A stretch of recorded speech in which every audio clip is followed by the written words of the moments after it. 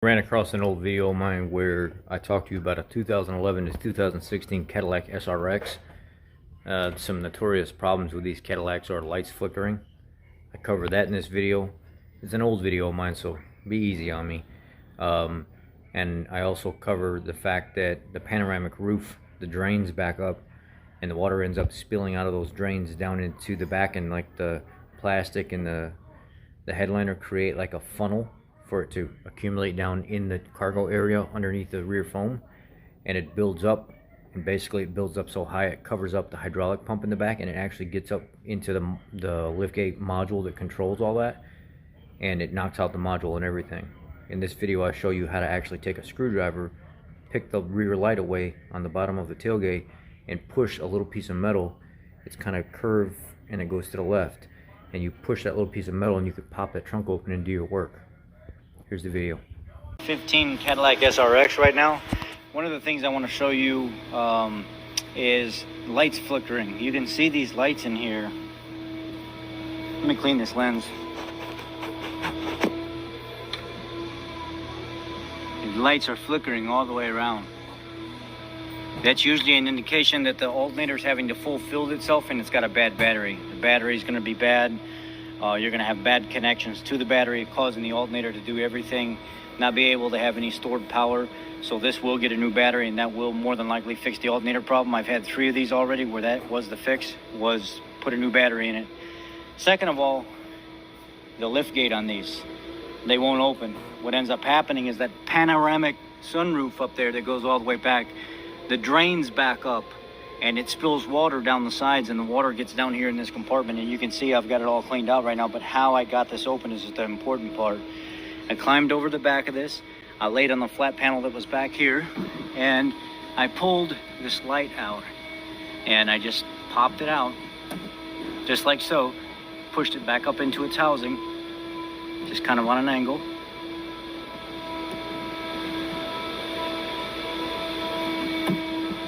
I used it for light, and then right back in there, there's a little lever. There's a little silver lever. If I can get this in view, I'm touching it back there.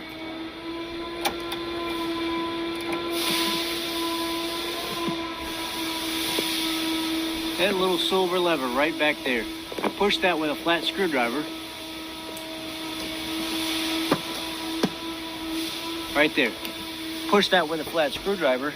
You're gonna have to try a few times, and that lift gate's gonna pop right open. Once that lift gate pops open, see what Chevy tells you to do is they want you to grab this back panel and yank it off and break it from the inside, but that panel's on national back order, and I wasn't about to wait for that. This is a used car. We want to make money on it. We don't want to lose money.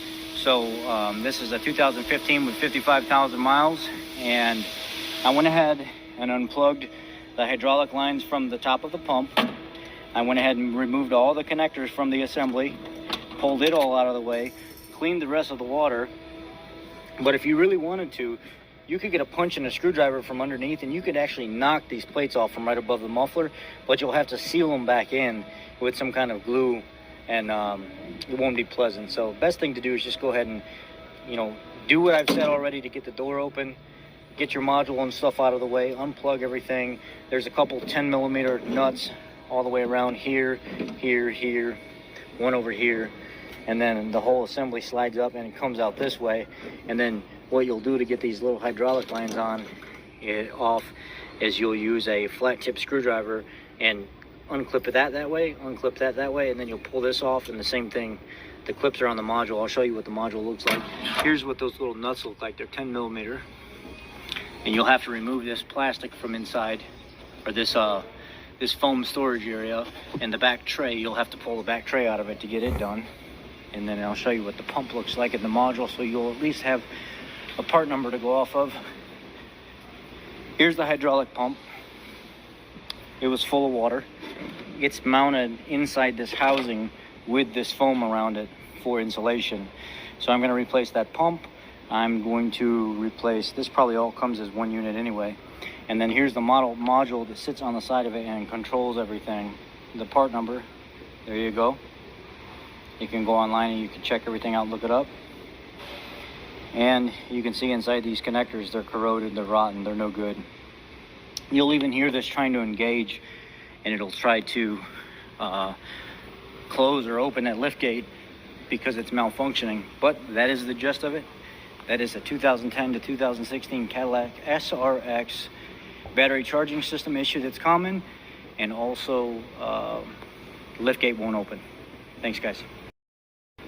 Real quick, a quick addition to the video I just put out about that. If you take this hydraulic pump out and you back these lines off, there is Schrader valves in the end of these lines, and it stops the pressure inside these lines, and the trunk will not open and close.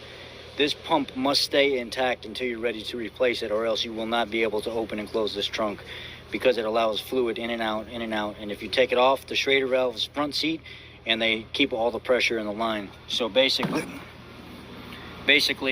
I can open and close it now. Before I could not do that because I took that pump out and it had nowhere for the fluid to go. If you look at that positive sign right there, you can see the fluid moves around inside there. So basically what happens is that pump creates the pressure for this lift gate to open and close. Okay, be blessed.